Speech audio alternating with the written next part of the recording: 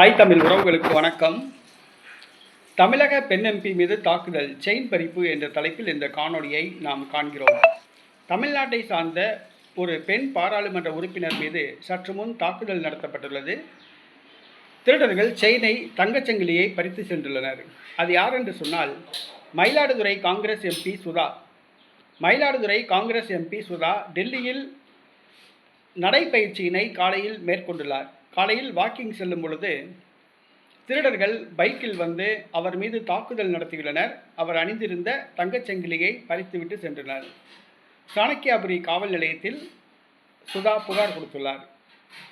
மக்கள் நடமாட்டம் அதிகமுள்ள ஒரு பகுதியில் இந்த தாக்குதல் மற்றும் செயின் பறிப்பு நடைபெற்றுள்ளது.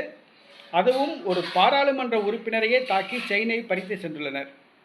வடமாநிலத்தை சார்ந்தவர்கள் தான் இங்கே வந்து களவாணித்தனம் பண்ணுறாங்கன்னு சொல்லி பார்த்தா, வடமாநிலத்திலேயே பாதுகாப்பு இல்லை. அதுவும் தலைநகர் டெல்லியிலேயே செயின் பறிப்பு சம்பவங்கள் நடைபெறுகிறது. ரொம்ப வருத்தமான விஷயம். இது இந்தியாவுக்கே மிகப்பெரிய ஒரு அவமானம்.